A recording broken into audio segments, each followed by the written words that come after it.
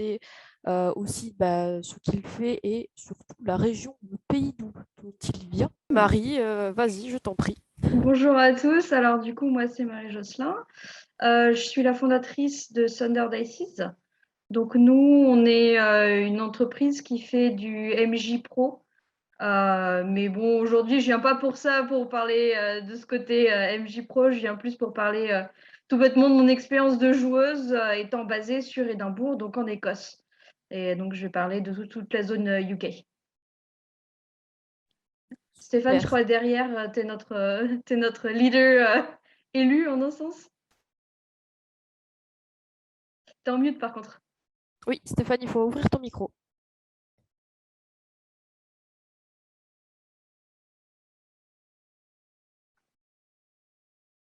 Excusez-moi. Bon. Est-ce que vous m'entendez là? C'est bon, parfait. Parfait, OK. Donc, mon nom est Stéphane Thériault. Je représente la région de Québec, donc dans la région de Montréal, en fait. Et en fait, moi, je suis dans la communauté, là, évidemment, je suis joueur, maître de jeu, mais aussi, on est le cofondateur et organisateur du Festival Draconis qui marche depuis 6 ans, là, maintenant environ. Là. Donc, on travaille bien beaucoup avec la communauté là, des jeux de rôle dans la région de Montréal et de Québec. Et je fais mon apparition pour remercier vraiment beaucoup Stéphane d'être avec nous ce soir et de représenter Draconis, sur lequel j'ai eu l'occasion d'intervenir l'an dernier. Je le remercie vraiment pour sa participation pour cet événement caritatif de la francophonie. Merci beaucoup. Merci, ça me fait plaisir. Juste Max, qui est sur mute aussi. Oui, bonsoir tout le monde. Alors moi, j'adore le dire, je suis le petit Belge. Je suis là pour un peu représenter ce qui se passe en Belgique. En Belgique, au fait, c'est assez vaste. Il y a un monde des amateurs, il y a un monde des professionnels, mais le monde des professionnels est divisé en deux parties. Alors, le monde des professionnels, vous avez ceux qui font par eux-mêmes du jeu de rôle, et puis il y en a qui font les formations en entreprise. Et ça, c'est un monde que personnellement, je ne connais pas, mais qui tourne beaucoup dans les entreprises avec l'utilisation du jeu de rôle pour former les gens. Ça, en tout cas, vous pouvez en trouver rien qu'en tapant sur Google. Il y en a une bonne centaine pour toute la Belgique parce qu'ils travaillent avec plein de différentes sociétés. Et certains de ces gens-là font du jeu de rôle, d'autres pas. Mais c'est en tout cas utilisé. Et de l'autre côté, côté amateur, essentiellement, ce que je peux vous parler, c'est des clubs de jeux de rôle et des activités qui s'y organisent ou des jeux qu'on y joue essentiellement. Voilà. Alors, bon, comme je dis, on a discuté un petit peu entre nous et bon, c'est comme, OK, je vais comme juste introduire les différents sujets. Évidemment, après ça, chacun va pouvoir parler comme il le veut. Là.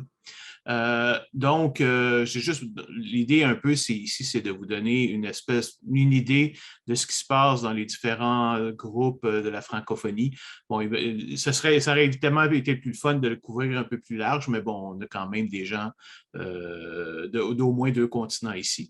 Donc, on a quelques sujets qu'on va aborder chacun à tour de rôle pour vous parler un petit peu justement de la manière que ça se fait dans les différents pays. Et donc, je pense, sans plus tarder, on peut commencer. Je commencerai probablement par dire justement la communauté en général, la communauté des jeux de rôle, parce que moi, je joue depuis 1991, donc j'ai vu la communauté changer énormément surtout dans les dernières années. Donc, j'aimerais ça que chacun puisse aborder comme les changements qui se passent, comment ça se passe dans votre communauté, est-ce qu'il y a un renouveau, est-ce que ça va moins bien, juste en général comme ça. On va commencer par Thunder Dice. Oui, alors, du coup, moi, je peux partager mon expérience UK qui est que c'est assez intéressant parce qu'il y a vraiment un peu 3 types de profils qui commencent à apparaître. On a une communauté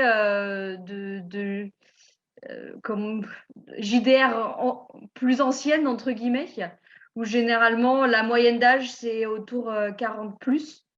Et ça joue de tout type de JDR. Vraiment, on est très large dans les panels de jeux qui sont couverts. C'est aussi très lié aux board games. Toute la communauté, par exemple, en local, est basée autour de Board Game Shop. où on se retrouve et on fait un peu de tout en fait, JDR, board game. Généralement, les gens y restent pendant une journée entière. Et à côté de ça, on a plus une nouvelle vague qui est d'ailleurs assez fascinante de beaucoup plus jeunes. Donc par là, je veux dire, la moyenne d'âge, c'est entre 14 et 20, quoi. Et toute en tout cas, cette vague-là est D&D. Ça ne joue pas à d'autres choses. C'est un rassemblement qui se fait généralement les après-midi en week-end pour jouer à D&D. Je ne porte pas de jugement sur l'une communauté meilleure ou l'autre, rien du tout, hein. C'est juste, en tout cas, ce que je peux observer.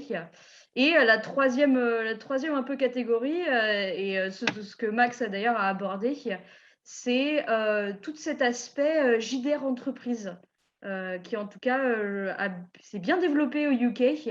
En outil de formation, en outil de team building, etc. Donc, c'est un peu les trois pans qu'on peut observer. Et en termes de changement, je pense que c'est quelque chose qu'on peut tous partager ici aujourd'hui. Le Covid, en tout cas, ici, ça a vraiment impacté toutes les communautés.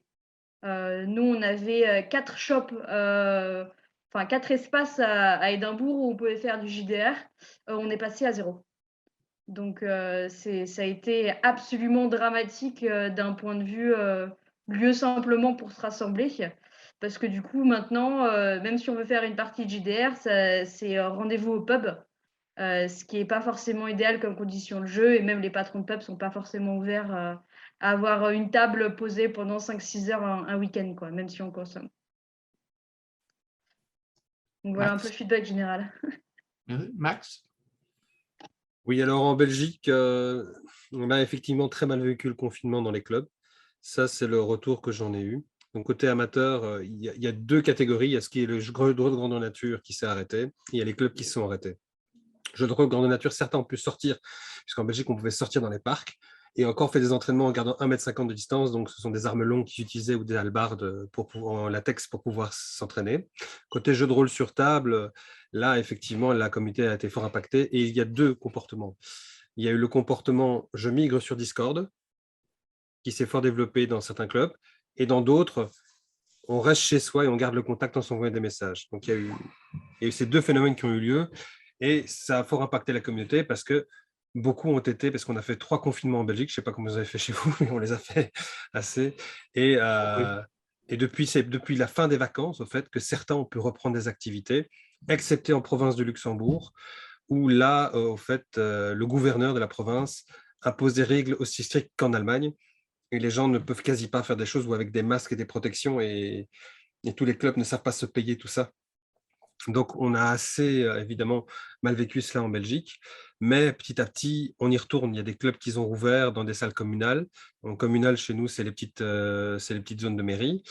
Et d'autres qui font ça dans des cafés qui ont commencé également à reprendre ou pas. Je pense à Liège, par exemple, le cercle des étudiants rôlistes de Liège.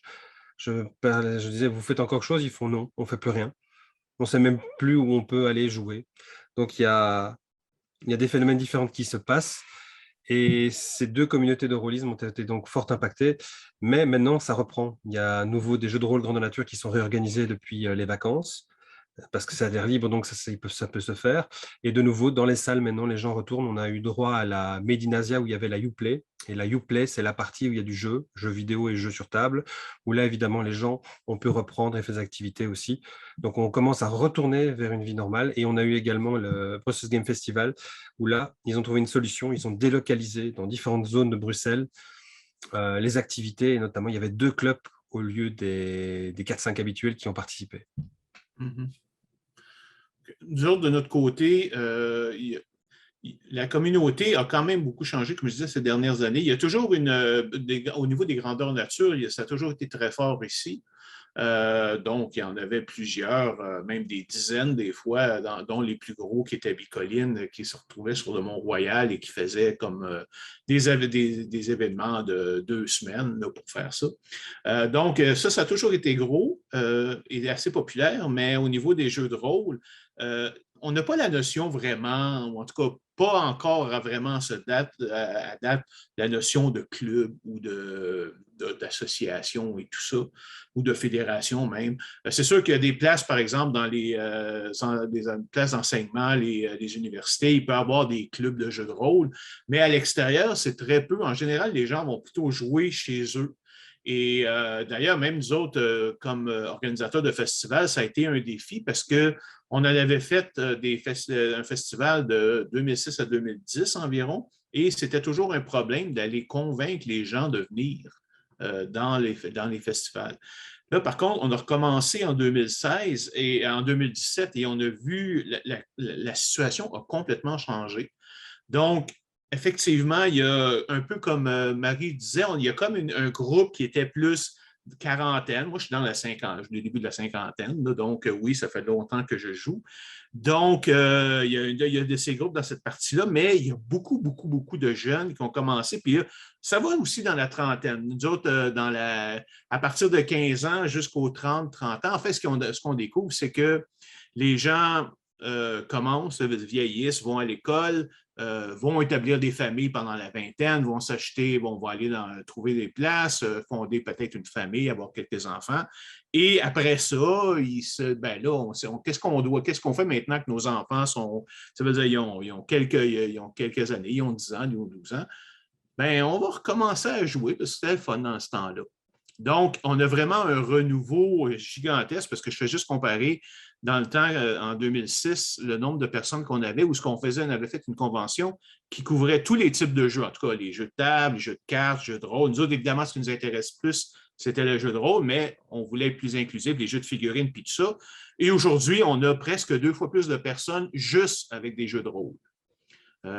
Bon, ça donne évidemment aussi que notre festival est gratuit, c'est une bonne chose.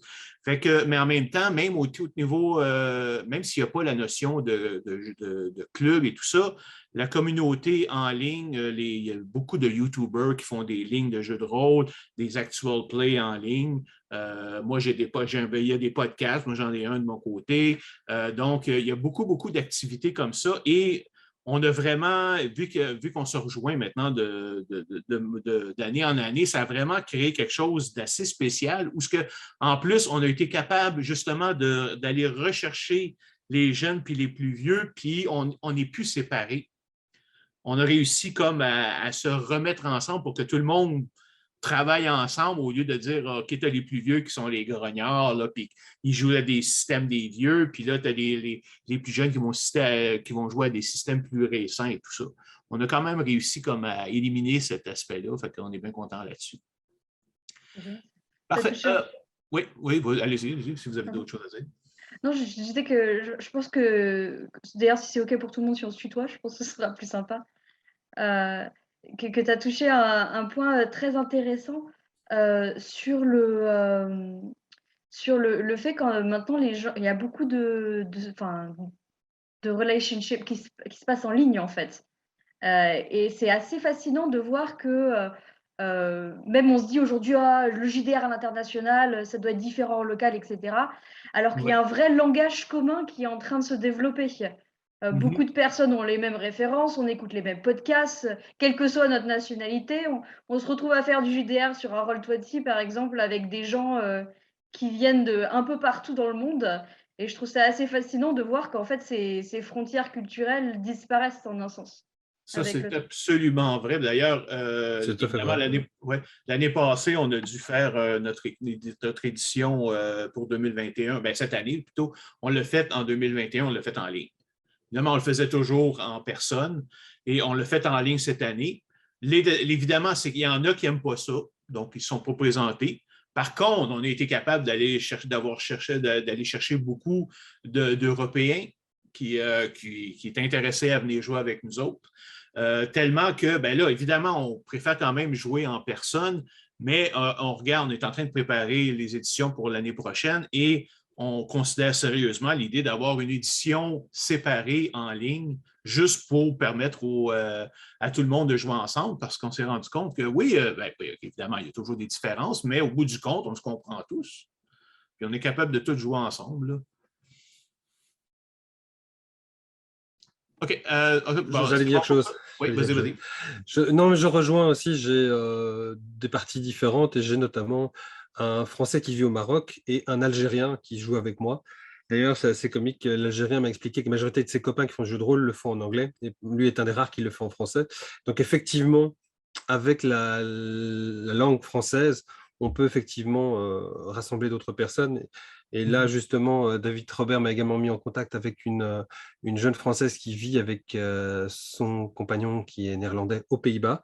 Et là aussi, il y a des petites communautés comme ça qui se sont créées et qui communiquent ensemble et qui jouent. Donc la langue est vraiment une grande utilité ici. Ça peut aider.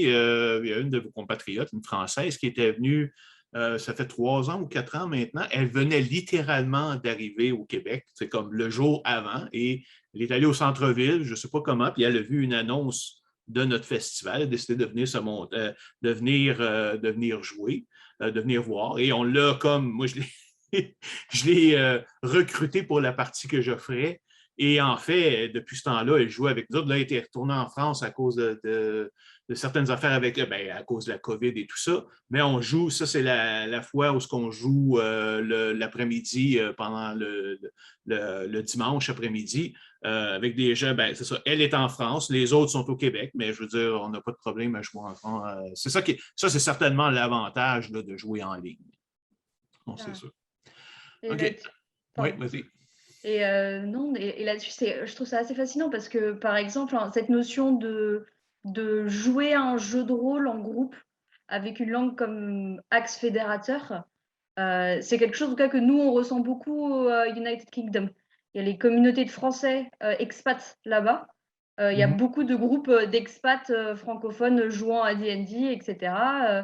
Nous, je sais que, par exemple, durant Covid, et on a eu beaucoup de jeux qui se sont mis en place avec la communauté des expats françaises UK et que même on a discuté avec le consulat de France à Édimbourg pour faire des jeux, ce que je trouve génial de se dire comment est-ce qu'on peut utiliser ces outils narratifs pour rassembler les gens quand ils sont en ligne, quoi. Bien, évidemment, vous comprenez aussi au Québec, les expats français, on en a à la tonne. Mais nous aussi, tu sais, en Belgique, du côté de Liège. C'est ça, c'est pas un problème, je veux dire, c'est juste qu'on en a beaucoup parce qu'il y en a beaucoup, justement, ils veulent essayer de venir en Amérique, puis évidemment, vu que ça parle encore français ici, c'est quelque part que c'est une chose qui les intéresse. Fait que oui, il y a beaucoup de gens d'Européens, d'origine européenne qui font partie de notre communauté. Là. Donc, elle est toujours un petit peu internationale de ce niveau-là. Mais en fait, c'est parce qu'une chose que je remarque, c'est qu'évidemment, la culture du jeu de rôle est beaucoup plus forte du côté français. Je veux dire, je regarde le nombre de jeux qui existent, le nombre de groupes, des associations et tout ça. Et justement, on essaie vraiment, nous autres, de notre côté, de se reprendre un peu. Une des missions de notre festival, c'est de beaucoup encourager les créateurs québécois. Donc, et on commence à avoir sérieusement plusieurs jeux qui sont faits par des gens d'ici. Mais fait qu'on est en train vraiment de travailler là-dessus là, pour essayer de se remettre à ce niveau-là, pour dire en même temps que ce n'est pas juste du Donjon et Dragon. Puis ça, je pense que c'est un sujet d'un autre de nos points qu'il faudrait arriver à un moment donné. Mais ça, ce n'est pas juste du Donjon et Dragon. Il y a beaucoup, beaucoup de jeux différents qui sont offerts. Et ça, c'est quelque chose qu'on aime beaucoup. Là. OK. Je disais de notre côté, on a aussi énormément de Français qui viennent du côté de la région de Liège.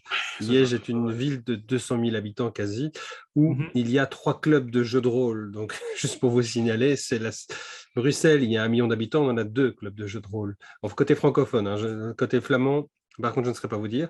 Mais aussi, ce que je voulais soulever, ce qui est intéressant, parce que je vois qu'il y a quelqu'un ici pour la Suisse qui peut parler, donc ça peut être aussi intéressant.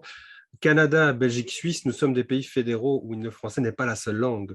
Et moi, ce que j'apprécie, c'est le contact aussi avec les autres communautés. Même si ça sort un peu du cadre ici, c'est pas mal aussi la richesse qui en ressort. Et par exemple, quand je fais des parties de post-apo au 22e siècle dans la ville de Bruxelles, là, j'utilise parfois le flamand ou le bruxellois, juste pour immerger mes joueurs. Je trouve que c'est aussi pas mal de mélanger les langues, les impressions, et parfois même quand ils rencontrent des gens qui viennent d'Angleterre, dans les jeux, de jouer l'anglais. Ça aussi, c'est une facilité qu'on peut avoir dans les pays multiculturels. Oui. Nadège Tissot, un commentaire, je pense. Non, excuse-moi, je me suis trompé. Oui. Je n'avais pas particulièrement de commentaires, mais donc OK. de la Norvège et du JDR en Norvège un petit peu, si ça vous intéresse. La principale différence que j'ai notée en fait en arrivant en Norvège et en commençant le JDR ici, c'est que les gens jouent non pas en norvégien, mais en anglais. En France, on a vraiment une culture du doublage. Tous nos films, toutes nos séries sont doublés en français. En Norvège, pas du tout. Tout le monde parle anglais. Et l'anglais est vraiment la langue de la fiction. Il y a quelques-uns de mes amis qui ne peuvent pas jouer en norvégien parce que ça rompt complètement leur suspension d'incrédulité. Mm-hmm. Alors, c'est très, très pratique pour moi parce que je ne parle pas très bien norvégien et je parle beaucoup mieux anglais. Mais c'est quelque chose donc, qui est assez différent du point de vue français, qui est quelque chose qui m'a surpris en arrivant. Nous, on est dans une situation un petit peu spéciale parce qu'évidemment, on est entouré d'anglais. Toutes les conventions, à part notre festival, tous les événements de jeux de rôle, en tout cas importants, si vous voulez, en Amérique, évidemment, sont tous en anglais.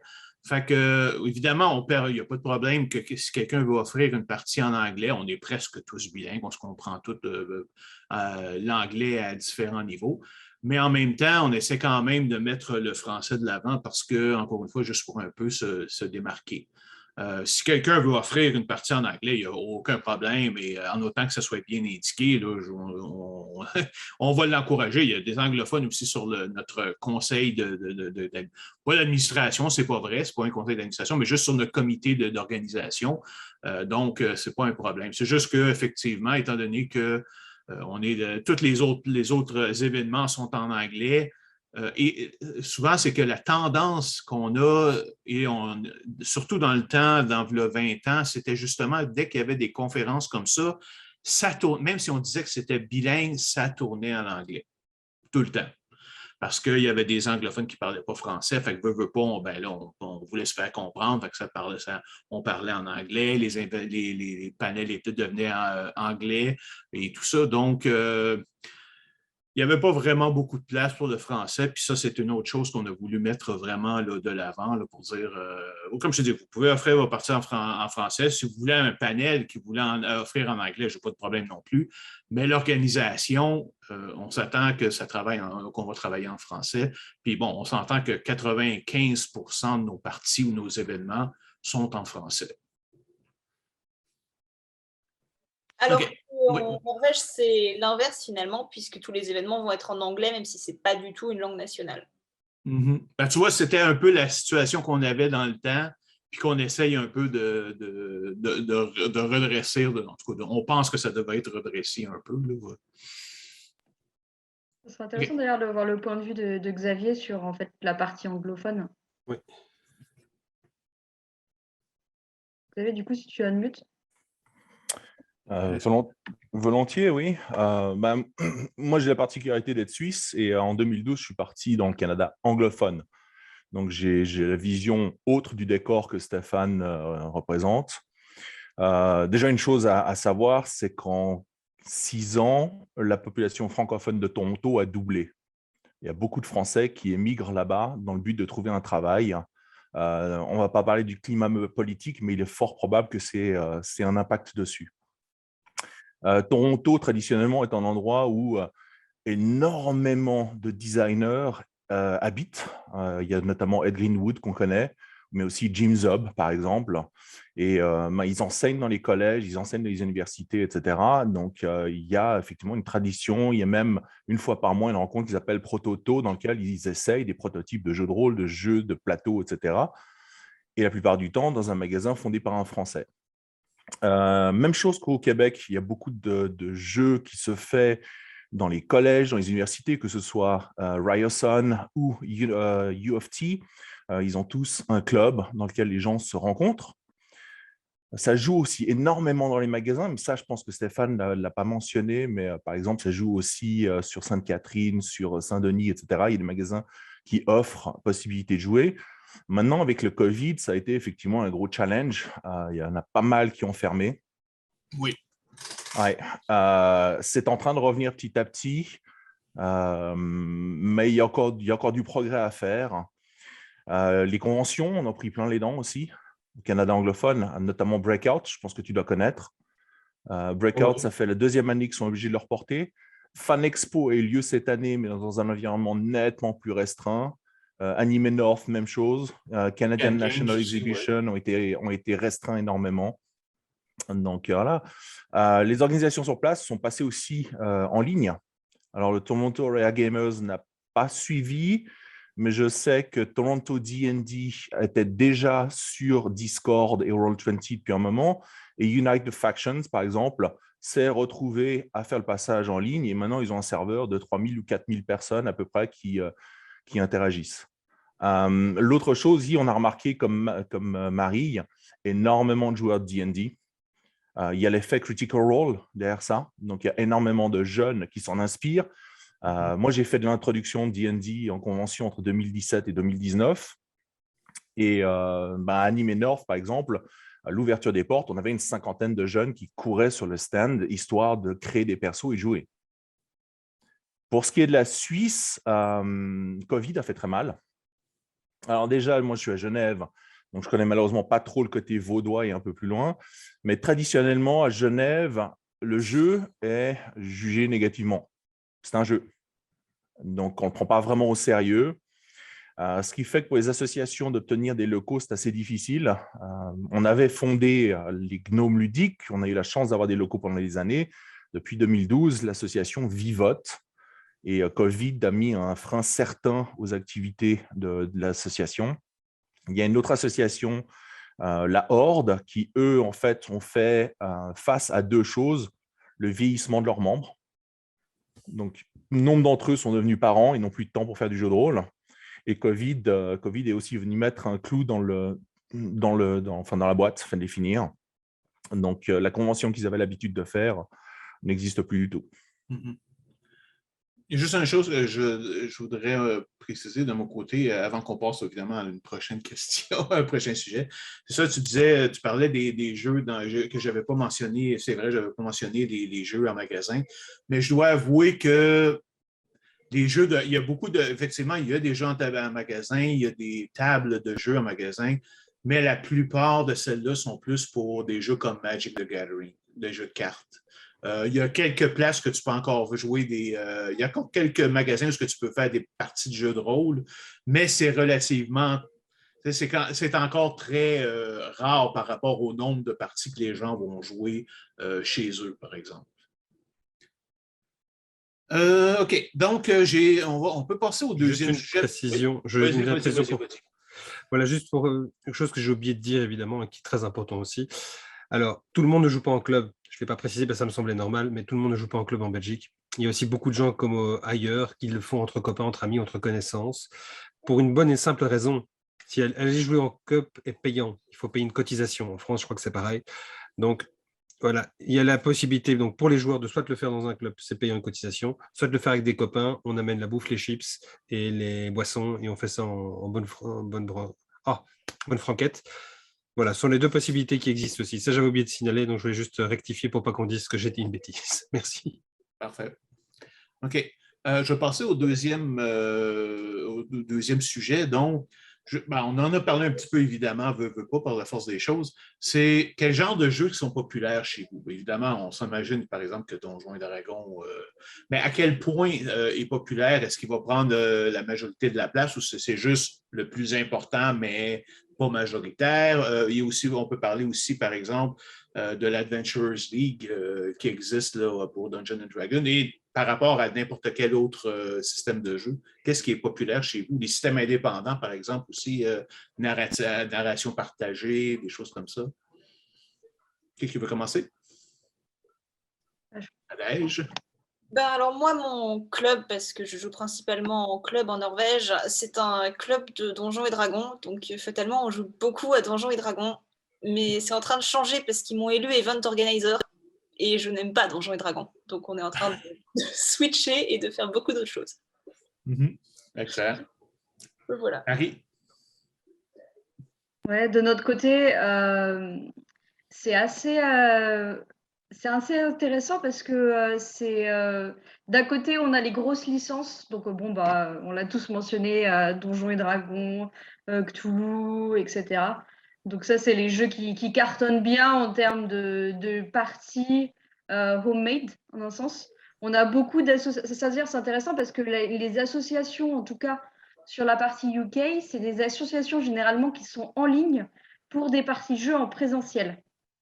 Donc on va se retrouver sur un orc, par exemple, et se dire, ah bah rendez-vous telle heure, tel endroit, je recherche une partie, etc. Et après, on va se retrouver au présentiel sur un lieu plutôt qu'une association qui soit liée à un club physique, en un sens. À côté de ça, ce qu'on a d'autre, c'est toute la vague Adventurers League, qui est la vague à elle qui est assez massive, avec un style de jeu très différent d'ailleurs.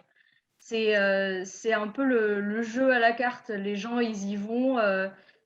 En tant que DM, on peut avoir un groupe le jour, un week-end, et on revient le week-end d'après. Ils ont grimpé 6 niveaux, on ne comprend plus rien. Du côté des joueurs, c'est du coup beaucoup de tournées entre plusieurs tables de DM.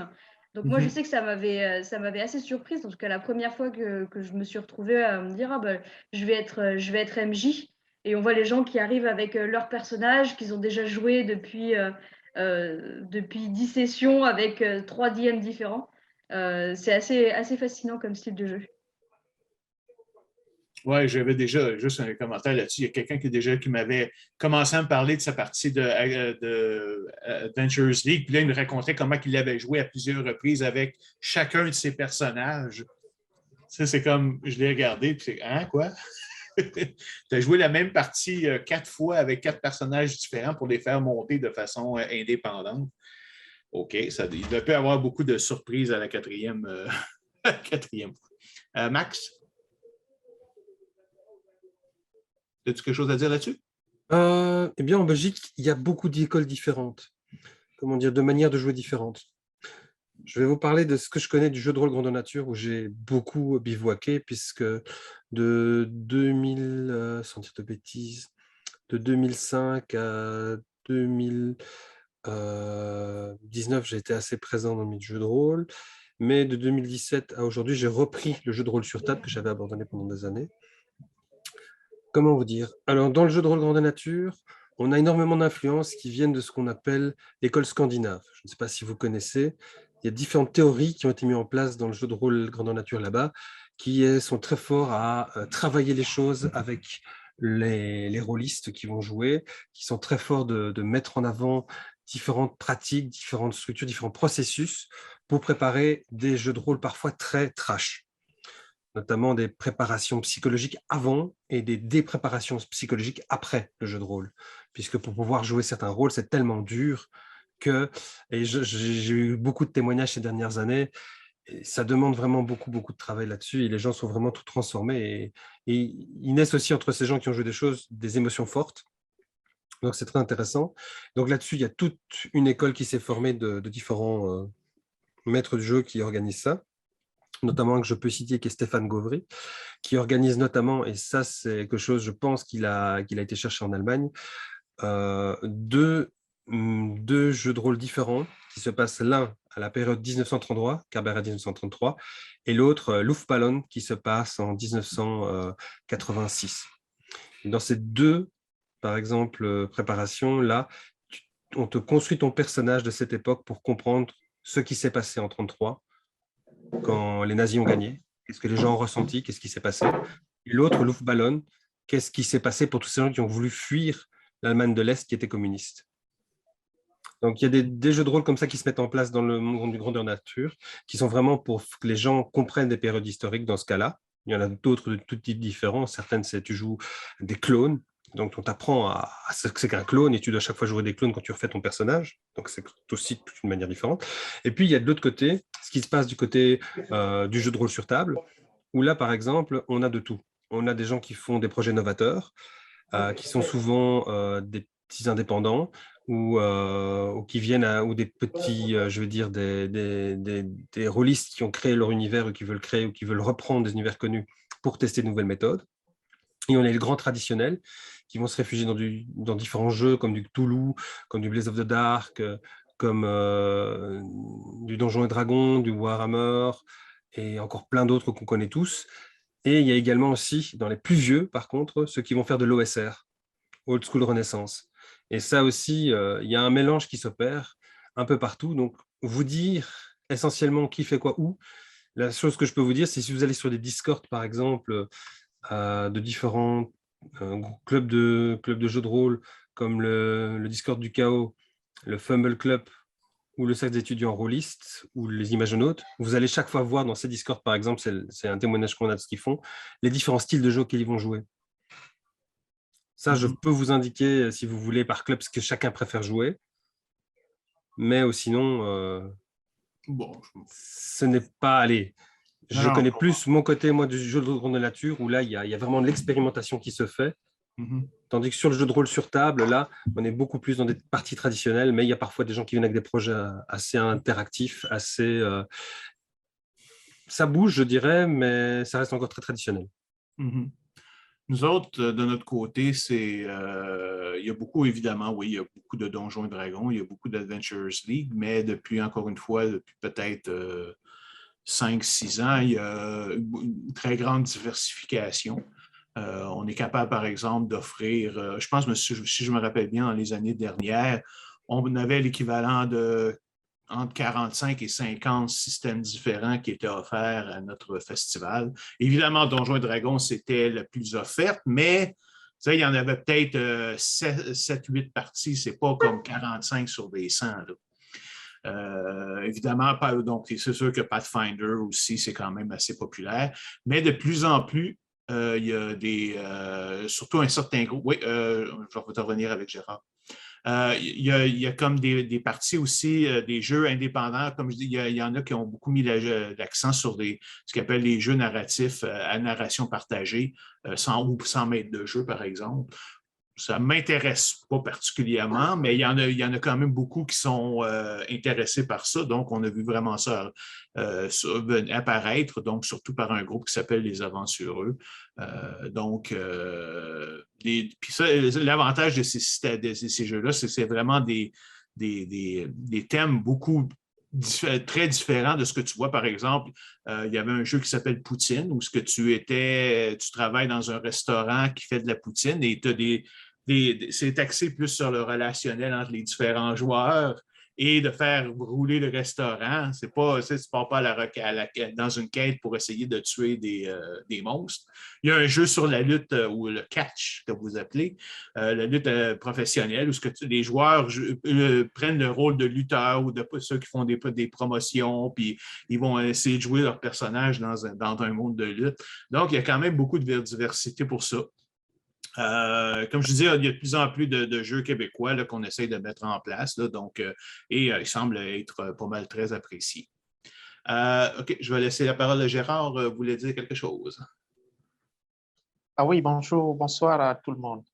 Bonjour. Oui, c'est bonsoir. Là, nous sommes au Cameroun, nous sommes à Yaoundé, et puis c'est un plaisir d'être avec vous. Bon, moi, je vais parler... Oui, c'est un plaisir, c'est un réel plaisir d'être avec la FFDJ. Donc, moi, je vais prendre mon propos et puis parler beaucoup plus de notre festival, le Festival international de jeux de société et des communautés de Yaoundé. Et ça s'appelle le Festival Pousse-Bien. Et là, je vais essayer d'aborder la question du jeu du rôle. Donc, le Festival Pousse-Pion, c'est un festival qui est né aujourd'hui il y a 3 ans et ça a été monté par une association, l'association Rustat, qui fait dans l'art et la culture. Et elle est basée à Yaoundé. Et là, nous avons monté un festival parce que moi, je suis un passionné de jeux, passionné de jeux de société, un passionné d'art. Je suis enseignant d'art également. Et donc, là, durant notre festival, nous fabriquons des jeux de société, nous menons des recherches, nous allons dans des écoles où nous essayons de dispatcher cette pratique-là. Nous essayons de former des enfants à la fabrication des jeux.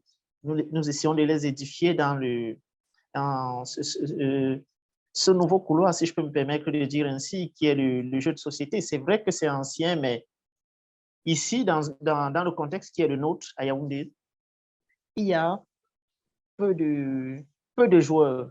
Mais déjà, puisque nous sommes à la 3e année du festival, il y a une certaine communauté qui se crée. Et puis, là, le festival, c'est dans une semaine. Il y a des gens qui nous écrivent tout le temps. Ils nous disent, mais Et nous, nous serons là, et nous espérons que vous aurez des nouveautés, comme ça s'est fait les dernières années. Et justement, nous avons toujours des nouveautés. Là, je suis en vert, ça c'est d'ailleurs le t-shirt que je portais pour donner un atelier de fabrication de jeux tout à l'heure, là, c'était à 18h. Et alors, je vais directement parler de la question du jeu de rôle. Elle est totalement méconnue ici. Ça, je viens de dire, elle est totalement méconnue, mais j'ai essayé d'aborder ça avec des enfants à l'école. J'ai essayé d'aborder ça avec des enfants à l'école, notamment des enfants de troisième et puis de seconde. Excellente idée. On constate que ils sont intéressés, ils veulent découvrir, et donc le public y est. Mais malheureusement, parfois, qu'est-ce qu'on dit? Parfois, les arbres ne tiennent pas la promesse des fleurs. Oui, parce que les boutiques de jeux ici, il n'y en a pas. Nous sommes les pionniers, et donc c'est à nous de tout faire. C'est à nous de tout faire, c'est à nous de créer cette communauté ludique-là, c'est à nous de promouvoir, ainsi de suite, ainsi de suite. Et donc, nous menons des recherches dans des groupes comme les vôtres, comme ça. On croise des gens qui nous orientent, on essaye d'apprendre auprès de vous. Et donc, c'est comme ça qu'on essaye de développer la chose. Mais quand constat fait, il est établi que le public y est, et c'est à nous davantage de travailler. Donc, nous sommes l'unique association à le faire. Nous sommes pratiquement le seul festival de jeux en Afrique. Et donc, on a l'impression que sur nous, la charge est très lourde. Et donc, on se dit, mais on va quand même arriver. Nous sommes déjà là-dedans. On va arriver. Les années passent au fil du temps. Et puis, avec des personnes comme Dragan, on essaye de développer des petites choses. On essaye de monter des petits projets pour l'avenir. Et donc, je vais laisser la parole. Je pourrai revenir après pour continuer. Écoute, moi, je te dirais juste dans mon expérience, qu'on a en fait effectivement un peu, OK, c'est sûr que les jeux de rôle étaient quand même connus dans la population geek, là, si on peut dire. Mais dans les années quand on avait commencé, au milieu des années 2000, il n'y en avait pas, il n'y avait aucune convention qui se faisait à Montréal, de festival ou quoi que ce soit. Puis ça a pris juste, OK, une couple de personnes qui ont décidé, sais-tu quoi, on veut en avoir une. Puis on va le travailler, puis on va le faire, on va voir qu'est-ce qu'on est capable de faire. Puis juste ça permet de mettre en place juste de faire partir comme je pourrais dire, le moteur, là, si tu veux, de mettre en place, ça va commencer à avancer, puis à un moment donné, tu vas voir, ça va prendre de la vitesse, là, mais il suffit juste d'avoir quelqu'un qui est là pour le partir le tout. Fait que bravo, là, si vous êtes c'est dans votre cas, c'est vous autres qui allez comme mettre ça en place, là. C'est quelque chose qui est super le fun à utiliser. Surtout qu'aujourd'hui, comme dit dans le contexte, une chose qu'on n'avait pas dans ce temps-là, c'était les réseaux sociaux. C'est sûr, il y a bien des problèmes avec les réseaux sociaux, je ne veux pas rentrer là-dedans, mais pour rejoindre les personnes d'une communauté comme les jeux de rôle, veut pas, c'est des personnes qui sont plus intéressées par des loisirs un petit peu spéciaux, qui ne sont pas nécessairement dans ce qui était considéré comme typique dans le temps. Donc, en même temps aussi, ils vont avoir une plus grande présence en ligne, ils vont avoir plus que ce soit sur Facebook ou n'importe quel, sur TikTok ou whatever.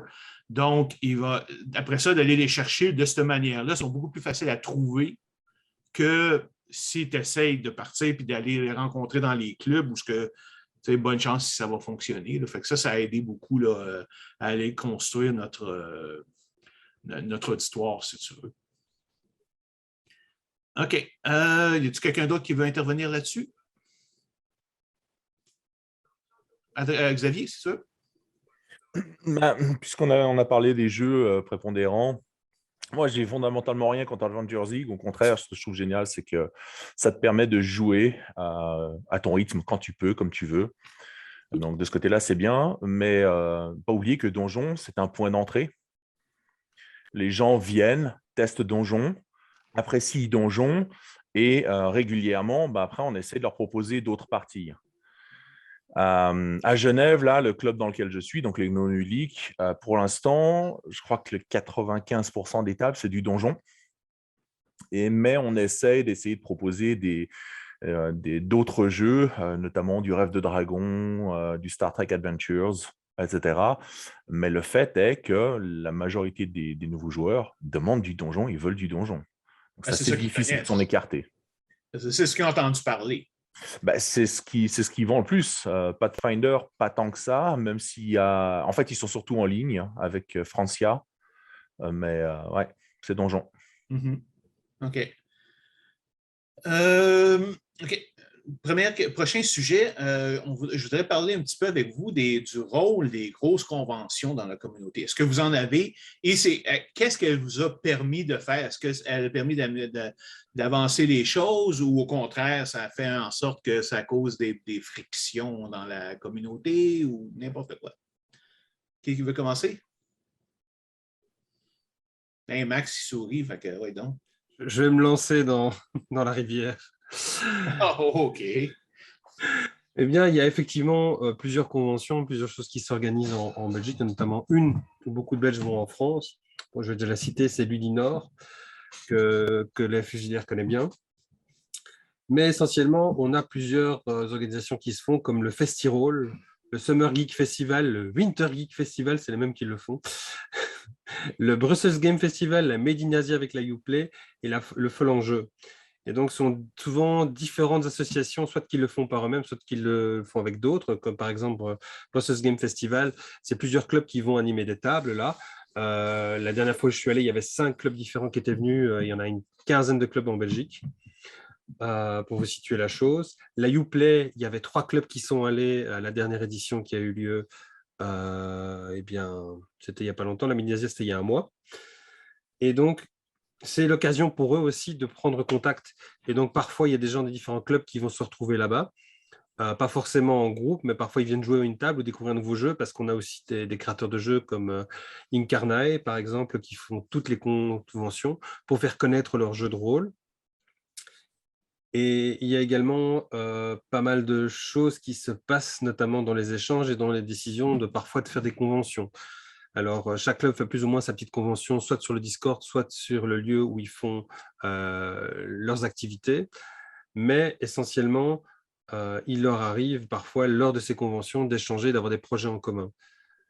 Et notamment, c'est ce qui a fait, par exemple, que l'année passée, ils ont tenu une mini-convention sur Discord pour faire face au Covid. Je peux vous retrouver le nom si vous voulez, mais il était assez spécial. Je ne sais même plus où je l'ai rangé, mais il y avait ils avaient réussi entre eux à s'organiser une mini-convention l'année passée pour justement faire face à cet isolement qu'ils ont vécu. Et donc, ça reste les conventions vraiment quelque chose de convivial, pas de prise de tête. Et c'est d'ailleurs la grande volonté des différentes personnes qui y participent. Ça doit rester convivial. En tout cas, chez nous, je n'ai pas entendu que ça posait problème. Harry? De notre côté, ici, United Kingdom, c'est assez intéressant parce que il y a 2 sortes de conventions qui se mettent en place, ou en tout cas, il y a du JDR. Il y a les conventions dédiées, donc JDR, Board Games, LARP, etc. Donc, par exemple, on a la UK Games Expo, on a la Tabletop Scotland, tout ce genre de grosses conventions. Et à côté de ça, ce que j'ai trouvé assez fascinant récemment, c'est le fait que dans les conventions animées, animées manga, etc., un peu plus classiques, ça commence à rentrer. Par exemple, on avait MCM London la dernière fois, quand c'était la dernière fois que c'était en présentiel, ils avaient carrément dédié l'une des scènes principales à un actual play. Ce que je trouve assez intéressant en termes de voir qu'il y a un mélange des cultures, geek en un sens, qui se fait avec le fait que le JDR maintenant c'est beaucoup plus mainstream, quoi. Xavier? Du côté suisse, il y a eu des tentatives de mettre en place des conventions. Nous, on a tenté 2 fois début des années 2000.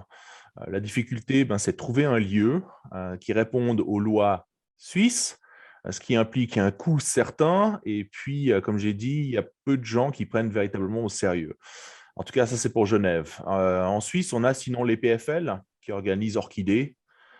Sauf erreur, l'année dernière, elle n'a pas eu lieu, mais on espère qu'en 2022, ça va tourner. Il y a l'UDESCO du côté de Neuchâtel, Et puis, en Suisse allemande, je crois qu'à Bâle, ils ont quelque chose, et Zurich également. Pour ce qui est de mon temps à Toronto, c'est les mêmes observations que Marie, en fait. Il y a des grosses conventions plutôt geeks, comme Fan Expo, par exemple, qui vont dédier une partie de la convention à avoir des tables de jeux de rôle.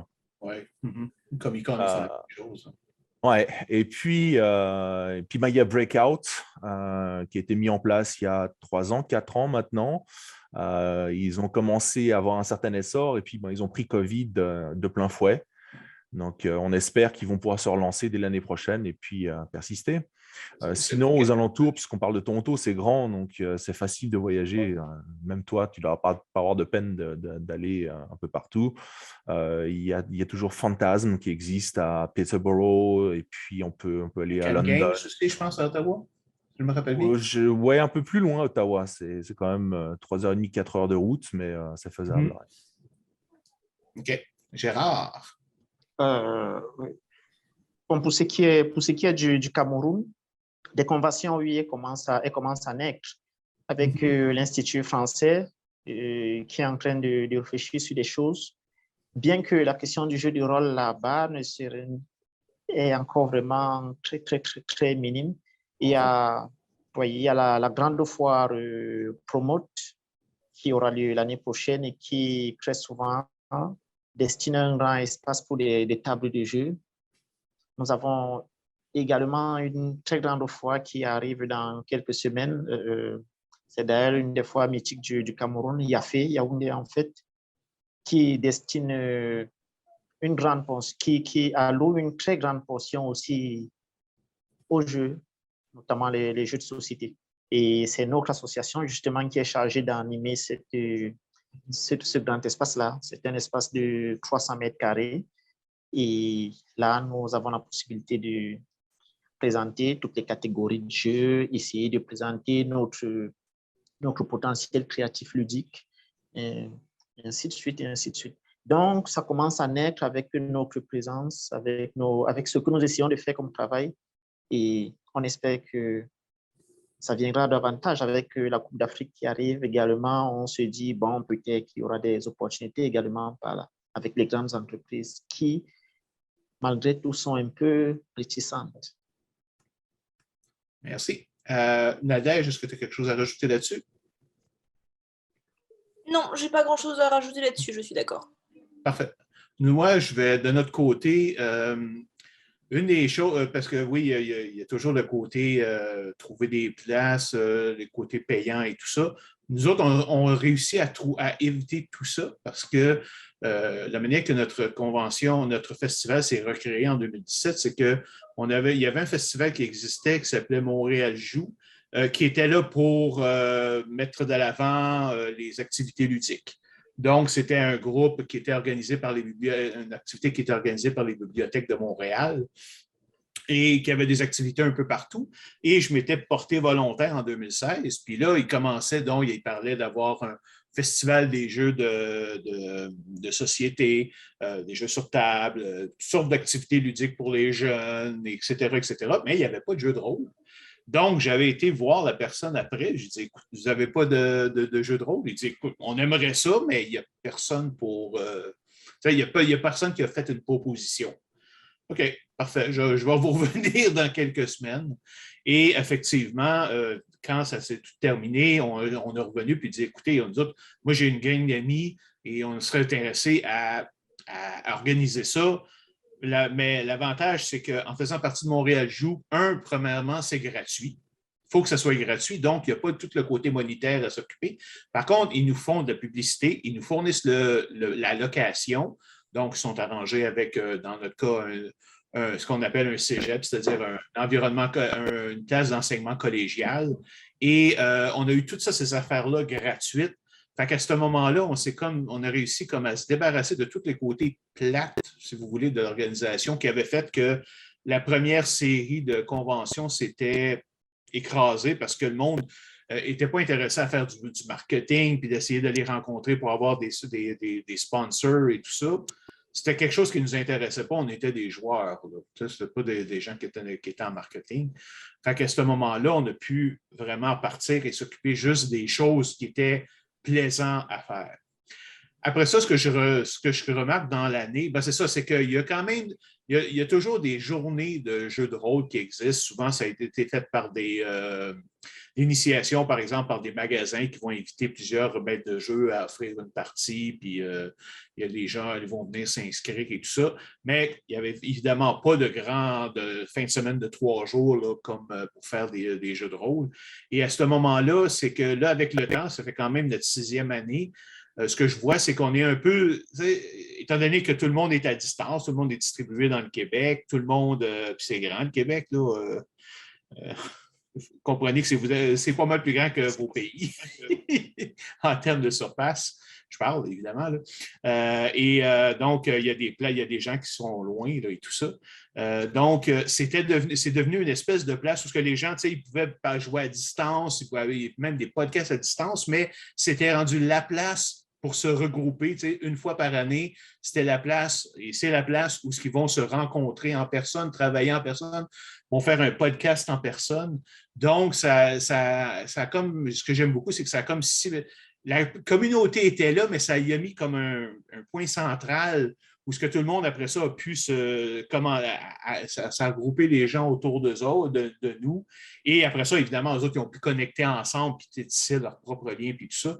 Mais ça donne que là, ça a créé une communauté après quelques années là, de gens là, qu'on est tous rendus des amis, là, qu'on ne se connaissait pas du tout. On est devenus des amis à cause de ça. Fait que, puis tout le monde attend juste le moment de pouvoir revenir jouer, là, parce que l'ambiance est super le fun. Là. Il n'y a pas de tension, il n'y a pas justement, il n'y a pas d'argent mis en jeu, il n'y a pas de commencer à vouloir faire des fédérations, tout ça. Fait que les quelques fois où des choses comme ça sont rentrées dans le sujet, ça causait souvent des tensions puis des groupes qui se sont dissous à cause de ça. Nous autres, on est juste un groupe d'amis. En fait, on est tous des joueurs, on joue ensemble. C'est les gens de ma campagne, de mes campagnes. Et donc, on est tous des amis qui jouent ensemble, qui sont habitués d'être ensemble. Puis, à ce moment-là, il n'y a pas de tension. Et à ce moment-là, c'est super le fun à travailler. Là. Est-ce que quelqu'un qui a quelque chose à rajouter? Juste pour signaler, en Belgique, c'est pareil, il n'y a pas de convention, il n'y a pas de fédération. Donc, comme ça rejoint ton point. Effectivement, ici, il n'y a pas... Ils ont voulu plusieurs fois en créer une, mais visiblement, c'est plus à l'ordre du jour. Ouais. Nous autres, en fait, j'en ai découvert une, ça s'appelle l'Association des jeux de rôle et grandeur nature du Québec, mais en réalité, c'est les grandeurs nature. C'est des grandeurs nature, c'est pas des jeux de table sur table. Pareil, nous avons Bilarp, qui est la fédération du jeu de rôle grandeur nature. Alors, pour la petite histoire, c'est sponsorisé, enfin non, pardon, excusez-moi, c'est pas sponsorisé, ce qu'on appelle ils reçoivent des subsides de la part de la communauté française de Belgique, qui a changé de nom, qui s'appelle aussi la Fédération Wallonie-Bruxelles. Et ils incluent également dedans les néerlandophones. Donc, c'est une spécialité belge. Je vous expliquerai un jour. Voilà. OK, parfait. Donc, la question qui tue maintenant. Je ne sais pas à quel point, comment ça se passe dans vos places, mais il y a évidemment beaucoup de discussions sur le rôle du maître de jeu. Est-ce qu'un maître de jeu peut charger de l'argent pour être maître de jeu? Il y en a qui disent, ben non, c'est comme pour garder la pureté du jeu, il faut que le maître de jeu, c'est supposé être un hobby, donc on doit faire ça gratuit. D'autres qui vont dire, ben non, écoutez, si quelqu'un est disposé à me payer pour faire ça, pour faire quelque chose que j'aime, je ne vois pas pourquoi je m'en priverais. Donc, c'est un sujet, en tout cas, nous autres, on en parle beaucoup, puis des fois, il y a des discussions assez intenses, là, surtout sur des groupes Facebook, par exemple. Qu'est-ce que c'est au niveau des maîtres de jeu pro, des maîtres de jeu payants? Est-ce que c'est quelque chose qui existe dans votre communauté, qui est considéré comme partie intégrante, ou c'est quelque chose qui est mal vu, il y en a un petit peu... Faites juste nous parler de la situation que vous avez dans vos différents pays. On va commencer peut-être par mettons Xavier. C'est une discussion qu'on va avoir dimanche, en fait, avec Marie, puisqu'on présente là-dessus. C'est sûr qu'il y a beaucoup de discussions à ce sujet. C'est assez polarisé. Il y a des gens qui ne comprennent absolument pas. Il y en a d'autres qui comprennent. Personnellement, je pars du principe que du moment qu'il y a une demande, il y a une offre.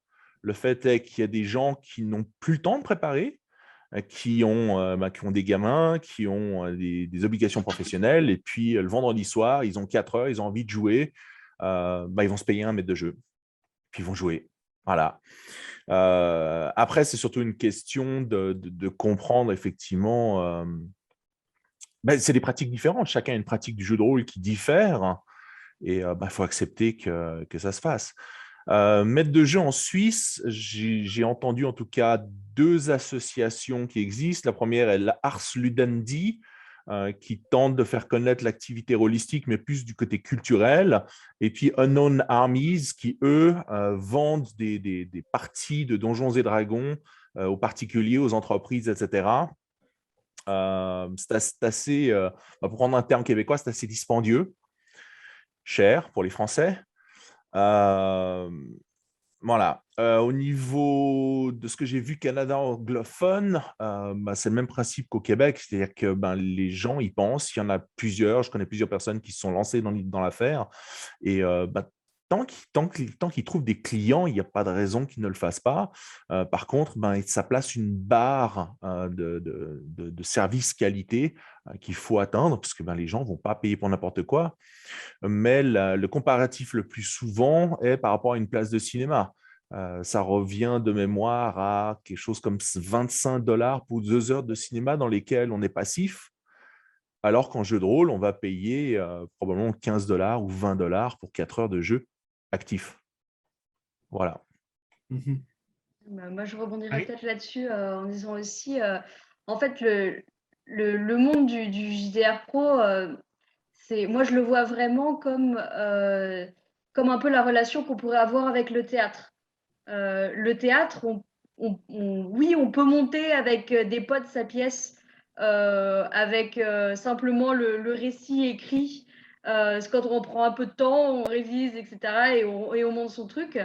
Mais des fois, on peut vouloir aller voir une pièce qui est montée par des pros, donc des gens qui ont l'habitude, qui ont un background en théâtre, qui ont les revenus, qui ont investi les ressources pour avoir quelque chose qui soit un peu premium dans l'expérience. Donc, que ce soit des miniatures, des cartes imprimées, props, etc. Et du coup, c'est une expérience un peu différente, on va dire, de simplement quelque chose qu'on pourrait monter avec ses amis. Juste pour ajouter ma petite goutte d'eau. Et parce que je pense que ça se lie bien avec un peu l'approche du monde du MJ Pro qui, je le ressens, en tout cas en UK, très significantly. Pardon, je l'ai perdu en français. Mais séparé avec un peu trois layers, quoi. On a les gens qui le font simplement avec des amis, qui ne payent pas, comme historique en un sens. On a des gens qui le font en complément de revenus, donc avec des parties généralement qui ne sont pas très chères. C'est complètement ouvert et enfin, en tout cas ici, c'est assez accepté. Il y a pas, on est quoi? On est 3-4 MJ Pro rien que sur Édimbourg à offrir ce genre de prestations un peu entry level. Et derrière, il y a quelque chose en tout cas qui est relativement récent, mais qui est vraiment en train de grandir sur le United Kingdom. Et ce que nous on fait principalement, ce qui est l'idée du JDR de luxe, en un sens. Où là, plus que le jeu, on offre l'expérience. Donc ça va être, si vous l'avez peut-être vu sur les réseaux, les D&D et les Castle.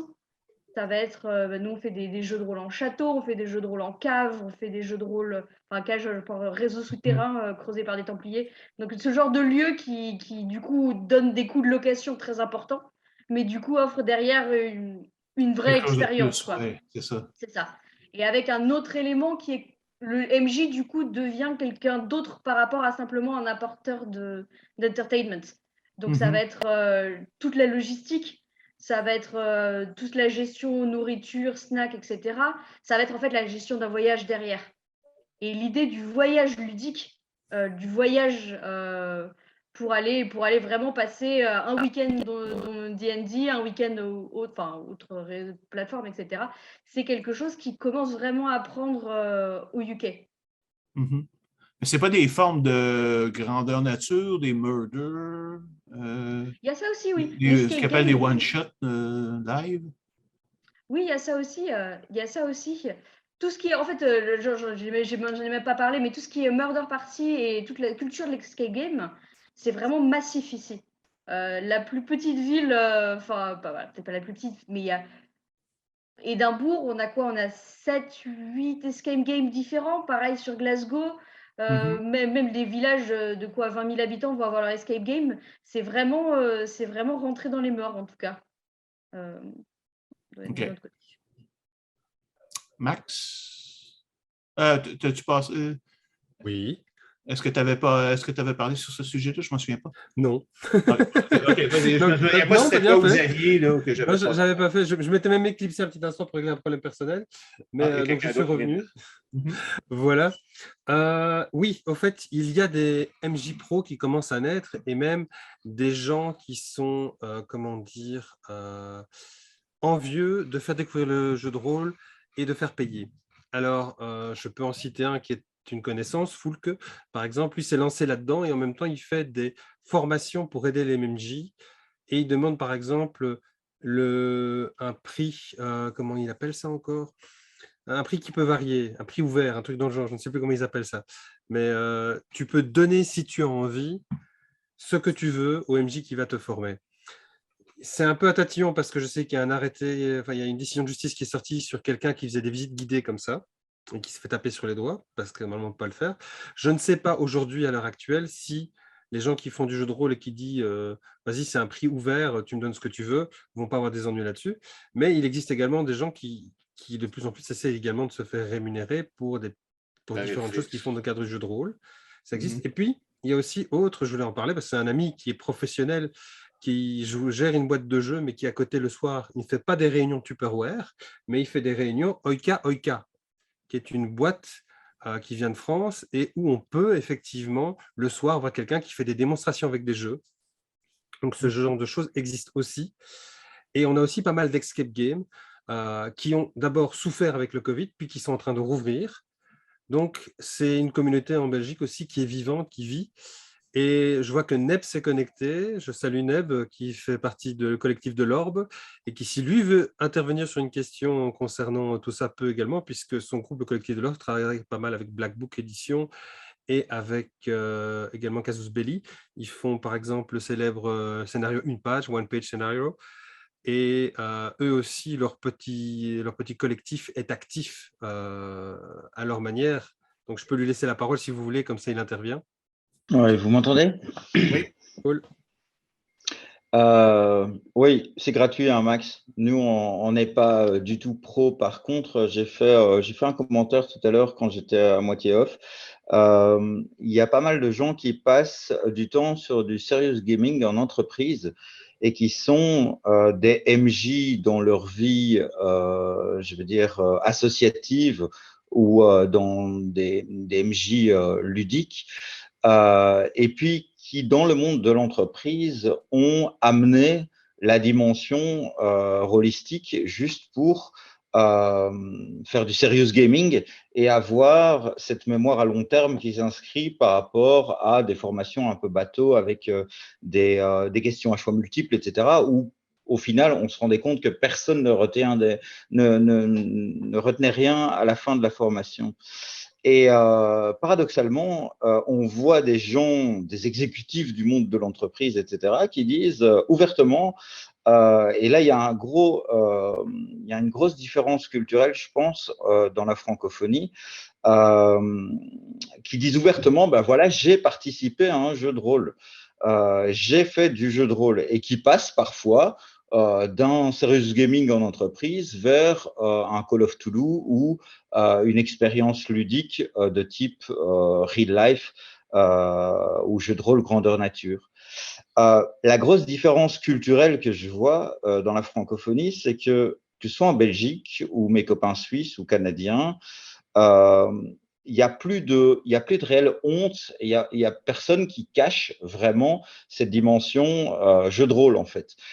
On écrit même sur des CV, je suis MJ, ou j'ai été MJ, et ça devient un critère, clairement, hein, dans les soft skills à l'emploi, ça devient un critère parce que c'est une skill. Vraiment. Et par contre, mes collègues français, ils ont toujours un petit peu de réserve par rapport à ça. Pour eux, le serious gaming reste du gaming et cette dimension jeu de rôle, ils ne la mettent jamais en avant. Et ça, c'est ce que je vois en gros comme différence entre le reste des francophones et nos amis français. Et j'ai ouvert un débat, j'ai mis les pieds dans le plat, désolé. Mais oui, mais je vais revenir après ça pour Gérard. Mais tu m'as frappé là, quand tu m'as vu probablement acquiescer quand tu as dit aujourd'hui, on n'a plus. Moi, comme je dis, je suis quand même âgé. J'ai commencé encore quand j'ai commencé. Évidemment, le sujet du jeu de rôle était très peu connu, fait que ce n'est pas quelque chose qu'on disait de façon instinctive. En fait, on pouvait se. Tu sais, c'est comme on était capable comme de se détecter entre eux autres. Lui, je pense que c'est un joueur, fait que je vais aller y parler puis demander. Alors là que c'est rendu, étant donné que c'est plus mainstream, c'est plus accepté, les jeux en général et le jeu de rôle en particulier, on peut en parler. Puis là, par exemple, je suis très ouvert avec mon nouveau poste, la place où je travaille. Et là, en même temps, ça me permet de découvrir que mon directeur était un joueur de Pathfinder. Fait que, évidemment, je vais l'inviter à notre festival. Puis c'est comme. Donc, effectivement, je pense que cette gêne-là, les jeunes ne l'ont pas. Les plus vieux, ça veut dire, effectivement, c'est un peu plus instinctif de ne pas en parler, mais même ça, c'est en train de changer. Puis on devient beaucoup plus ouvert, par exemple, à dire là, qu'on est des joueurs là, comme ça. Gérard. Alors, avant de laisser la parole Bon, à de Gérard, notre côté, des pros. Vas-y. C'est parce qu'il y avait Oui, Victoria. allez-y. Je veux juste savoir qu'est-ce que tu voulais dire, Victoria? Oui, alors juste pour rebondir sur la professionnalisation du jeu de rôle, en France, on a le phénomène de gamification, c'est-à-dire que le jeu de rôle intervient dans les entreprises pour le management, en hôpital pour aider les soins, pour l'éducation, etc. Est-ce que c'est un phénomène qui existe aussi dans vos régions à vous et dans vos pays? Oui. Mais en fait, nous autres, on a une psychologue qui est arrivée dans la communauté peut-être de 2 ans et demi, la Ludipsy, et elle a pris vraiment quand même une place assez importante parce que c'est une vraie psychologue, ça veut dire dans ça, mais elle s'intéresse beaucoup au côté ludique et à l'utilisation des jeux justement pour adresser certains problèmes. Et les jeux de rôle, évidemment, c'est évident. Et elle offre beaucoup de contenu, puis c'est super intéressant d'avoir ça dans la communauté parce que tu vois qu'en même temps, les jeux de rôle peuvent servir à autre chose que juste à jouer. Évidemment, ça restera toujours leur intérêt principal, mais il y a d'autres choses qu'on peut en faire. OK, excuse-moi. Donc, on va revenir avec Gérard. D'accord. Ici, pour ce qui est de Yaoundé au Cameroun, des maîtres, ça n'existe pas, puisque nous sommes l'unique association qui a fait dans le jeu. Mais nous animons très souvent des soirées ludiques. Nous animons des soirées ludiques pour des particuliers, pour des privés. Nous animons également des petits événements. Que ce soit dans des écoles ou encore des anniversaires, des mariages même quelquefois. Nous intervenons également dans des mariages avec le jeu. Bon, il est bien vrai que c'est vu d'une certaine façon, mais c'est en train de prendre petit à petit. Ça prend petit à petit. Est-ce que c'est toujours gratuit ou dans ce genre d'événement organisé-là, vous êtes capable de charger quelques dollars ou en tout cas l'équivalent de votre monnaie? Toutes nos prestations sont payantes, excepté le festival qui est gratuit. Ah, parfait. Okay. Oui, toutes nos prestations sont payantes, excepté notre festival qui est gratuit. Parce que pour le festival, on se dit, voilà, les gens ils viennent découvrir quelque chose qu'ils... Exact. C'est un peu notre principe aussi, évidemment. Donc, ils n'ont pas l'habitude. Et puis, ils viennent, voilà. Mhm. Nous autres, c'est ça, notre festival, évidemment, il est gratuit mais en même temps, on ne voudrait pas qu'il le fasse autrement. Moi, Voilà. personnellement, je n'ai pas d'intérêt à charger d'un autre côté, mais par contre, d'un autre côté, j'en ai pas de besoin non plus. Là, je comprends très bien que quelqu'un, ils peuvent vouloir mettre ses talents de l'avant pour essayer de faire un peu d'argent. Ça, c'est tout à fait légitime, d'après moi. Moi, j'en ai pas de besoin parce que je ne veux pas que mon hobby devienne un travail, mais c'est un choix personnel. C'est ça. Par contre, comme je te dis, il y a quand même beaucoup de discussions assez intenses entre non, ça devrait rester tout à fait gratuit. Puis, ben là, excuse, si quelqu'un vient me voir, puis, hey, on voudrait, tu sais, on n'est pas ensemble, on n'est pas des amis, ni rien, mais on voudrait que tu nous organises une journée une session de jeu de rôle là, pour divertir mes amis. Ben là, puis il m'offre d'argent, je veux dire, je dirais pas non. Je ne vois pas pourquoi je dirais non. C'est son argent. Comme il dit, de toute façon, l'affaire, c'est que s'il y a quelqu'un qui n'est pas bon, qui va offrir ses services, parce qu'il y en a, il y a des commentaires qu'on entendait dire, c'était ah, ben là, c'est des gens qui ne sont pas bons, puis là, ils vont nuire au hobby. Puis tout ça. Non, s'ils ne sont pas bons, il n'y a personne qui va vouloir jouer avec eux autres, puis ils vont disparaître. C'est comme donc. C'est un peu une fausse. Puis j'ai l'impression, justement, des fois, ils sont surtout un petit peu jaloux qu'il y ait quelqu'un qui soit prêt à payer d'autres personnes pour être maître de jeu, puis qu'eux autres, il n'y a personne qui est venu leur demander de le faire. Moi, en tout cas. Y a-t-il quelqu'un d'autre qui aurait quelque chose à rajouter sur ce sujet-là? Oui, il y avait une chose que je voulais rajouter, parce que Nel disait qu'on n'a pas honte de dire qu'on fait du jeu de rôle, mais il y a encore un monde qui est très fermé à ça. Moi, je le sais parce que j'ai travaillé dedans, c'est le monde de la politique. En Belgique, quand tu dis que tu fais du jeu de rôle à des gens qui font de la politique, on te regarde avec des yeux comme ça et on te prend pour un fou. Il y a encore la compréhension de ce que nous faisons n'est pas encore compris par toute l'humanité. Je pense un peu partout comme ça. Mais en tout cas, moi, pour l'avoir déjà expliqué à des gens qui font de la politique, ils ne comprennent pas cette envie de se mettre à table et de jouer des jeux, de prendre des cartes de stratégie et de faire des combats. Il y en a qui pratiquent dedans, je ne dis pas le contraire, mais majoritairement, les gens ne comprennent pas. C'est encore un monde qui leur est à part. Et donc, je trouve assez dommage qu'on n'a pas plus la possibilité d'expliquer que ce que je fais est tout à fait ce ludisme est tout à fait bon pour la santé, que ce soit mentale ou physique, mais que c'est quelque chose qui, en plus, crée des liens sociaux, comme disait Ludipsy l'autre jour, et c'est très important là-dessus aussi. Une chose qui est bizarre, c'est que nous autres, c'est qu'on est quand même, de façon complètement indirecte, relié un peu à certains côtés politiques, parce que vu qu'on fait partie du Festival Montréal Joue, qui représente plusieurs dizaines de milliers de personnes, à chaque année. Donc, quand c'est démarré, oui, effectivement, vous avez le maire de Montréal qui va venir, va faire les annonces, il y a des choses comme ça. Puis oui, il va parler de nous autres, là, il va parler des différents événements. Mais évidemment, je suis d'accord qu'ils ne connaissent pas plus, ils ne savent probablement même pas de quoi il est vraiment question là, dans ces affaires-là. Par contre, je n'ai jamais directement fait affaire avec la politicien, fait que je ne peux pas juger là, le degré de connaissance des différents gens à l'intérieur, mais ça ne me surprend pas pareil.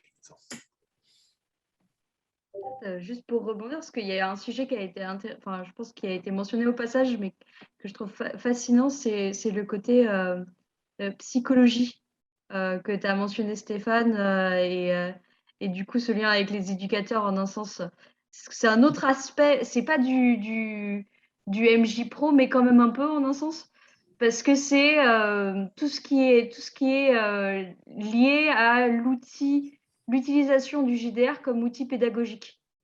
Et ça, c'est vraiment, en tout cas, ça a vraiment pris au UK. Avec, il y a plusieurs associations, par exemple, pour aider à l'autisme, qui utilisent le JDR. Il y a des associations aussi, je sais que LGBT Youth Scotland, par exemple, utilise énormément le JDR pour créer des safe spaces pour les teenagers avec qui ils travaillent. Et en tout cas, c'est quelque chose qui a vraiment pris ici. Et qui, du coup, c'est un peu, je dirais pas professionnalisé, mais qu'il y a des vraies professions qui utilisent leurs skills et leur savoir en conjonction avec le JDR pour pousser les outils, quoi. Mhm. Ben, regarde, je parlais tout à l'heure de notre psychologue, l'UDIPSY. Moi, je fais des campagnes à long terme, des campagnes qui vont durer 4, 5, 6 ans. Une histoire, une seule histoire, c'est pas juste les mêmes personnages, c'est vraiment une histoire qui dure sur ces affaires, sur cette durée-là. Et mes joueurs, évidemment, développent leurs personnages pendant toutes ces années-là, donc ils ont quand même une grande évolution. Fait que quand j'en ai parlé avec Ludipsy, elle a trouvé ça très intéressant parce qu'en même temps, en faisant évoluer ton personnage, en voyant comment de développer ses relations, parce que c'est pas juste justement rentrer dans une salle, tue tout le monde, là, on s'entend que tu n'es pas capable de rien faire avec ça, mais si tu joues pendant des années, tu vas développer des côtés un peu plus psychologiques ou un peu plus sociaux de tes personnages. Et elle trouvait ça extrêmement intéressant d'un point de vue psychologue, comment les joueurs se mettent à la place de leurs personnages pour les faire évoluer. Est-ce qu'ils vont former des familles? Est-ce qu'ils vont avoir des relations qui sont un petit peu hors du standard pour le settings dans lequel tu es en train de jouer et comment on le représente dans tout ça? Fait que, en fait, on a fait une série de 3 rencontres, moi, elle et 3 de mes joueurs. Et ça a été passionnant pour ça parce qu'elle nous posait des questions du point de vue psychologique. Tout on les répondait du point de vue, moi, maître de jeu, elle, du côté des joueurs. C'était surtout des filles à ce moment-là. Comment qu'elle se mettait en peau dans leur personnage, comment qu'elle voyait ça.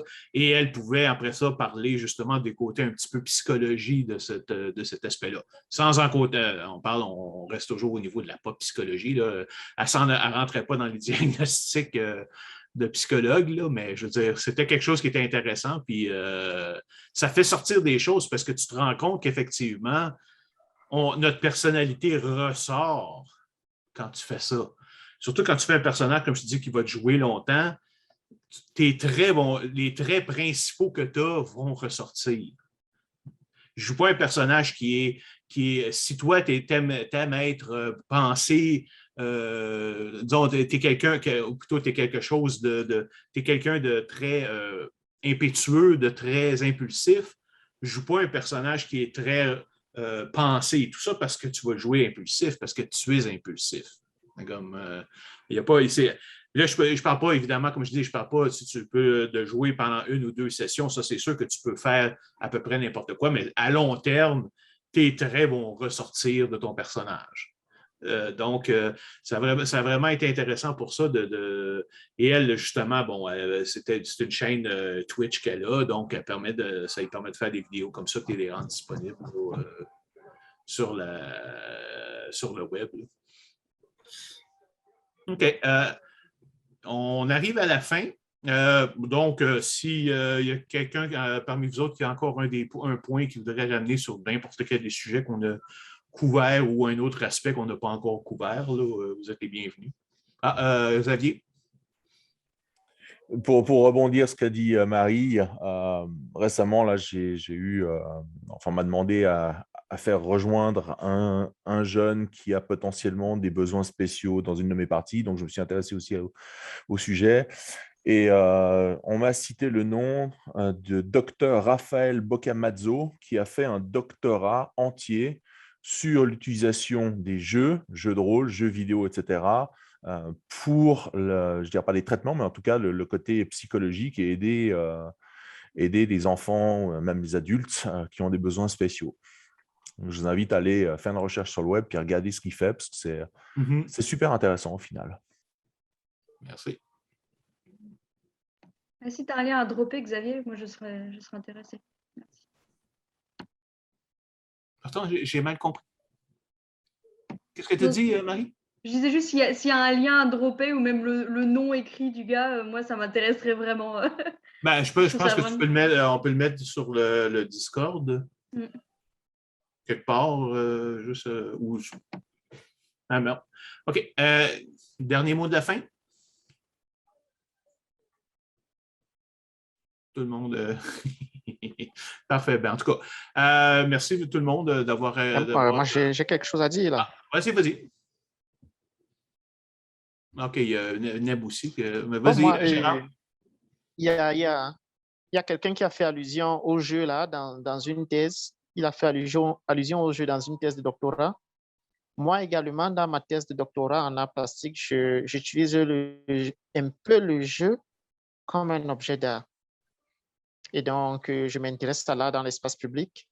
Mais moi, j'utilise l'objet jeu comme étant un objet d'art dans l'espace public pour essayer de rendre l'espace public bien plus agréable. Quand tu dis objet d'art, c'est quel aspect? Est-ce que tu parles des règles et tout ça ou le groupe qui joue lui-même, qui s'implique dans ses personnages et tout ça? J'utilise le jeu dans mes installations artistiques. Oui, j'utilise le jeu dans mes installations artistiques. Et donc, j'essaie d'associer le jeu aux installations et cela permet au public d'interagir avec l'œuvre dans l'espace public. OK. Question de rendre les espaces publics beaucoup plus ludiques et ainsi de suite. Mais ce que je voulais dire, c'est quand tu dis le jeu, tu parles-tu de l'objet physique qui est le livre de règles ou tu parles de l'action de jouer? Le groupe autour de la table qui partage une expérience ensemble. Les deux. Okay. Le jeu, voilà. Oui. Le jeu en tant qu'objet physique et l'action même de jouer.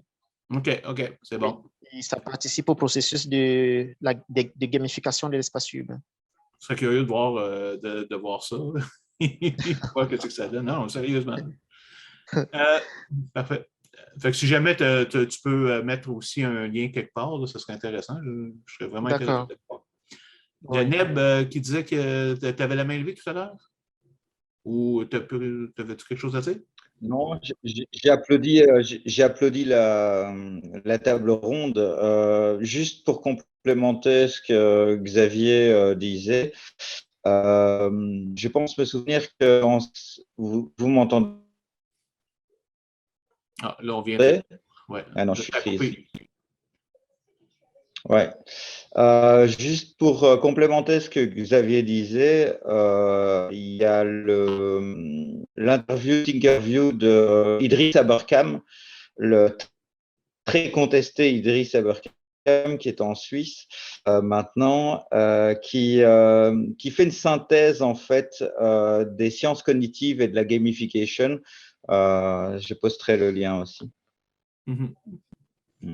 Parfait. Alors, donc, c'est beau. Est-ce que tout le monde a dit ce qu'il avait à dire? C'est une manière de dire. OK. Fait que, mais bon. C'est très tranché, oui. Est-ce que quelqu'un a des questions dans le chat? C'est le moment ou jamais. Ils sont pas mal joints directement à la conversation. Oui. Au début, on était supposé être 3. Juste pour c'est le vrai. dire, finalement. Fait que, moi, c'est vrai que mais toutes vos interventions étaient très intéressantes, tous les points de vue de tout le monde de par le globe. C'était super intéressant. Merci à tous d'avoir participé. Merci Stéphane pour l'animation. Une question. Merci beaucoup. Alors, donc, oui, effectivement. On fait comment pour récupérer une copie de Poutine JDR, Stéphane? Pour le jeu Poutine? Oui. En fait, ce qui est comique, c'est évidemment la poutine est un mets québécois. Bon, on peut aimer ou pas, là, moi je ne suis pas un fan. Mais en fait, c'est que c'est un Québécois, mais qui je pense, aux États-Unis qu'il l'a écrit. Il l'avait écrit en anglais. Puis après ça, il a été traduit en français. Mais écoute, je ne sais pas, franchement. Je n'ai jamais joué. Ça m'intéresserait un jour, si jamais la gang des aventureux l'offre à Draconis, je vais peut-être essayer de jouer, mais non, c'est juste ce sujet qui était tellement comique. Là. En tout cas, tu as apparemment beaucoup de joueurs intéressés dans le chat par ce JDR. Si jamais tu en cherches, n'hésite pas. Parfait. Ben, je vais dire, je ne sais pas s'il y en a des aventureux qui sont ici. Je pense que peut-être 1 ou 2. Je leur ferai savoir. Je leur dirai d'organiser des parties pour l'édition en ligne. Comme ça, vous allez pouvoir venir jouer. Alors, merci beaucoup. Je pense que tout le monde a eu bien du fun. Merci à tous. Merci super Marie, intéressant. merci Xavier, merci Gérard, merci Neb, merci Max, merci David. Ouais, puis je pense que tous les auditeurs. Merci à vous. Merci, oui. Puis bon, je pense qu'on a quand même reconnu, couvert quand même une assez grande partie là, de la francophonie. On a fait un bon tour du globe, oui, je pense, au final. OK. Parfait. Donc, merci beaucoup à tout le monde.